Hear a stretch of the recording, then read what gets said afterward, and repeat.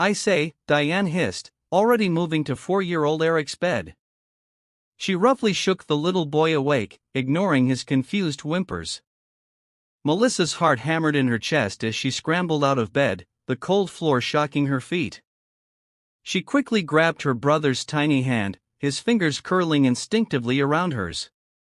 Eric's eyes were wide with fear, tears already pooling. "Put these on," Diane ordered, tossing Melissa's worn sneakers and Eric's Velcro shoes onto the floor. She didn't wait for them to finish before grabbing their jackets from the hooks on the wall. "Is Dad home?" Melissa asked, trying to keep her voice steady as she helped Eric with his shoes. Their father had been gone for 3 days on another business trip, leaving them alone with Diane, who grew more unpredictable with each passing day.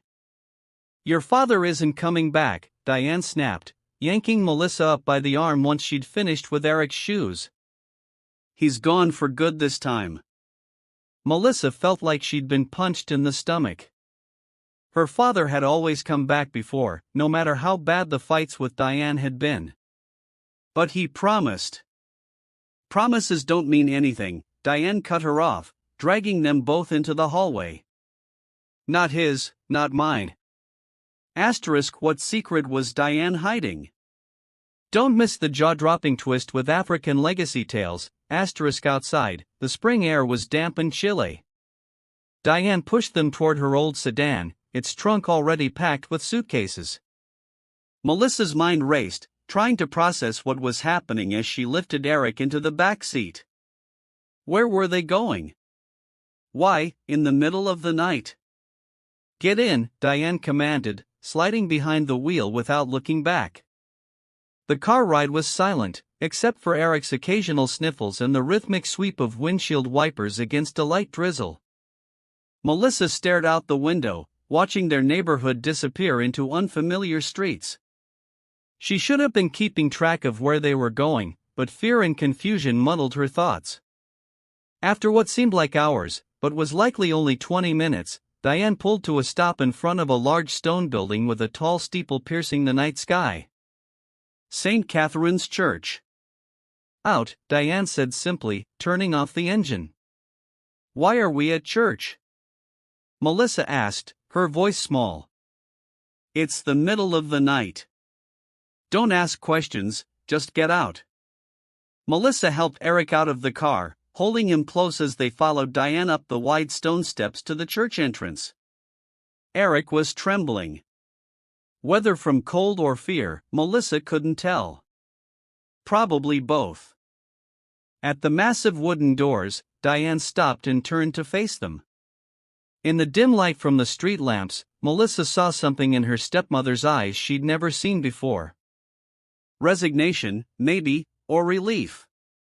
"Sit here," Diane instructed, pointing to the sheltered church steps. "Someone will find you when morning comes." Cold realization washed over Melissa. "You're leaving us here," her voice cracked. "You can't." "I can and I am," Diane replied flatly. "Your father's gone. And I never signed up to raise someone else's kids alone." "But we're family," Melissa protested, tears finally spilling over. "Please, Diane, don't do this."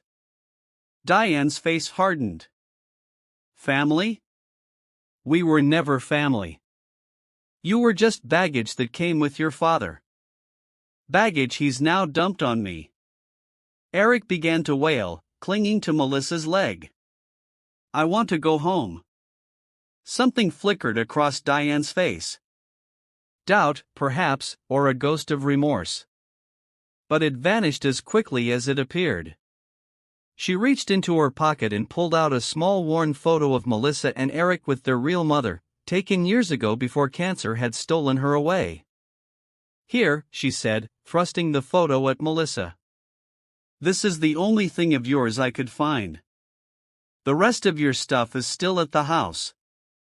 I'll be gone by noon tomorrow." Melissa clutched the photo with trembling fingers. It was one of the few tangible memories she had of her mother. Her real mother, the one who had loved them fiercely until her last breath. Pray that someone will care for you, Diane said, her voice oddly hollow. Because I can't anymore. She turned away, steps quick and determined as she descended the church stairs. Melissa found her voice, calling after her stepmother with desperate pleas that echoed in the empty street. Eric's sobs grew louder, his small body shaking with each desperate breath. Diane, please, we'll be good. We promise. But Diane didn't look back, not even once. She got into her car, started the engine, and drove away, tail lights disappearing into the darkness like dying embers. Melissa stood frozen, Eric's hand clutched in hers, the reality of their situation sinking in like ice water. They were alone, abandoned, two children on the steps of a church at 3 o'clock in the morning with nothing but the clothes on their backs and a faded photograph. Melissa. Eric's voice was small and scared. Are we going home soon? Melissa swallowed hard, forcing back her own tears as she led Eric to sit on the top step under the small overhang that offered some protection from the light rain. She wrapped her arm around his tiny shoulders, pulling him close. It's okay, Eric, she whispered, though nothing about this was okay. I'm here. I'll take care of you. As they huddled together on the cold stone steps, Melissa stared at the photograph in her hand, her mother's smiling face so full of love and life. The woman who would never have abandoned them, who had fought to stay with them until her very last breath. In that moment, as the church bells tolled 4 o'clock and the rain began to fall harder, Melissa made a silent vow to her little brother, no matter what happened next, she would never leave him. Whatever came their way, they would face it together. Asterisk who was watching from the shadows, and what secrets were they hiding? Keep watching African Legacy Tales for the chilling reveal. Asterisk what she didn't know was that someone had been watching from a shadowed window across the street, someone who had witnessed everything, and who was already reaching for a phone, dialing numbers with urgent, determined fingers. Melissa woke with a start, her neck stiff from sleeping upright against the church door. Sunlight filtered through the trees, casting dappled shadows across the steps where she and Eric had spent the night. For one blissful moment, she forgot where they were. Then reality crashed back with crushing force. Eric. She looked down to find her brother still curled against her side, thumb in mouth, a habit he'd outgrown months ago, but had returned in their night of distress. The street was coming to life now. Cars passed occasionally, and somewhere nearby, birds chirped their morning songs, oblivious to human troubles. Melissa's stomach growled painfully, reminding her they hadn't eaten since yesterday's dinner. Eric would be hungry when he woke up, and she had nothing to give him.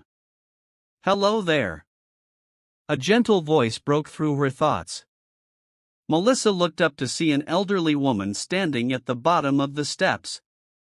She wore a simple cardigan and carried a cloth shopping bag. Her silver hair was neatly pinned back, and her eyes were kind but concerned. Are you children all right? The woman asked, taking a hesitant step closer. Have you been here all night? Melissa instinctively tightened her arm around Eric. Strangers couldn't be trusted. That's what her father always said. But they were alone and hungry with nowhere to go. We're fine, Melissa replied automatically, the lie bitter on her tongue. Our mom is inside the church. She's praying. The woman's eyebrows rose slightly. The church doesn't open until 8 o'clock, dear. Melissa felt her face flush hot with embarrassment and fear. Before she could think of another excuse, the heavy wooden doors behind them creaked open, making them both jump. I thought I heard voices out here, said a man in his 50s, dressed in simple black clothes with a white collar. Father Thomas, according to the small nameplate on his chest, looked from Melissa and Eric to the elderly woman with confusion. Mrs. Patterson, good morning. And who might these young ones be? Before Mrs. Patterson could respond, Eric stirred and sat up, rubbing his eyes. Melissa, I'm hungry, he whimpered loud enough for everyone to hear. Father Thomas's expression softened immediately. Well, then, why don't you both come inside? Their daily ritual. Daniel Harper looked markedly better than he had after the shooting. Color had returned to his face, and he could now sit up and move around with minimal assistance. According to his doctors, he was healing remarkably well. 7 letters, a fresh start, Melissa read from the puzzle. Daniel tapped his pen against his chin thoughtfully. Renewal fits perfectly, Melissa confirmed, filling in the boxes. She glanced at the clock on the wall. Eric and Mrs. Patterson should be here soon. He made you another card in art therapy yesterday. Daniel smiled, though his eyes remained serious. How is he doing with all of this? Better, I think, Melissa replied. He still has nightmares sometimes, but Dr. Brennan says that's normal after what we've been through. The play therapy is helping him express his feelings. The child psychologist had been Rebecca's suggestion, a specialist in trauma and abandonment issues. Both Melissa and Eric had been seeing her twice weekly since their father's hospitalization, working through the complex emotions of the past month. And you? Daniel asked softly. How are you holding up, Melissa? Melissa considered the question carefully. She and her father had established a new honesty between them, part of the healing process for them both. Some days are harder than others, she admitted. I still get scared sometimes thinking about what could have happened, but then I remember we're safe now and it gets easier to breathe again. Daniel reached for her hand, squeezing it gently. I wish I could go back and do things differently, shield you from all of this. You were trying to do the right thing, Melissa said. Taking down bad people who were hurting others. Yes, but at what cost to my own children? Daniel shook his head regretfully. I thought I could compartmentalize, be an informant and a father. I was wrong. And you and Eric paid the price. We survived, Melissa pointed out. We're together now. That's what matters. A knock at the door interrupted their conversation. Agent Ramirez entered, her usual crisp suit, replaced by more casual attire. This was not an official visit. Good morning, she greeted them. Hope I'm not interrupting. Not at all, Daniel assured her. Melissa and I were just finishing the crossword. Agent Ramirez smiled. I have some news I wanted to deliver personally. She pulled up a chair beside Melissa. The U.S. Attorney has formally charged the executives of Magnus Capital with multiple counts of fraud, money laundering, and conspiracy. Thanks to your evidence, Daniel, we've also identified connections to 3 other criminal enterprises. It's one of the biggest financial crime busts in a decade. Daniel's expression remained sober. And Diane, any updates? Agent Ramirez nodded. She's agreed to testify against her brother. Melissa looked up sharply. Her brother? Martin Reeves, CFO of Magnus Capital, Agent Ramirez explained. Our investigation revealed that Diane Reeves, her real name, was placed in your life deliberately. Her brother suspected you might be working with authorities and wanted someone on the inside. She married me as surveillance? Daniel asked incredulously. Initially, yes, Agent Ramirez confirmed. Though based on our interviews with her, the relationship became more complex over time. She claims she began to have genuine feelings for you and the children, which created significant inner conflict. Not enough conflict to keep her from abandoning us at a church in the middle of the night, Melissa muttered bitterly. No, Agent Ramirez acknowledged. That decision was unconscionable regardless of her motivations. But her testimony will help ensure her brother and his associates serve maximum sentences. What will happen to her? Daniel asked. She's been offered a plea deal in exchange for her cooperation. Reduced charges, minimal prison time. Agent Ramirez glanced at Melissa, gauging her reaction. "I wanted you both to hear it from me rather than the news." Melissa absorbed this information silently. The revelation that Diane had been planted in their lives as a spy was both shocking and somehow a relief. It explained the gradual change in her behavior, the growing distance and resentment. It wasn't about Melissa and Eric at all. It was about her mission, her conflicted loyalties. "Does she want to see us?" Daniel asked quietly. Agent Ramirez shook her head. "She's explicitly requested no contact. I think in her own way she's trying to spare you further pain. Or spare herself the consequences of facing them," Melissa thought, but kept it to herself. On a more positive note, Agent Ramirez continued, "The Bureau is extremely grateful for your cooperation, Daniel. There will be a substantial reward for the information you provided, which should help with your medical bills and the children's future." Daniel nodded, but Melissa could tell money was the furthest thing from his mind right now. "Thank you, Carmen, for everything, especially protecting my kids when I couldn't." "Just doing my job," Agent Ramirez replied with a small smile, echoing Rebecca's words from weeks ago. She stood to leave. "I should go. I just wanted to update you personally. Take care of yourself, Daniel." "Melissa." She nodded to each of them before departing. The room fell silent as they processed this new information about Diane. The final piece of the puzzle that had upended their lives. "I should have seen it," Daniel said eventually, his voice heavy with self-recrimination. "The signs were there, the questions she asked, the time she accessed my computer. I was so wrapped up in the investigation, in providing for you kids after your mother died, that I missed what was right in front of me." "You couldn't have known," Melissa assured him, surprising herself with the surge of protectiveness she felt. "She fooled all of us." Daniel smiled sadly. "When did you get so wise?"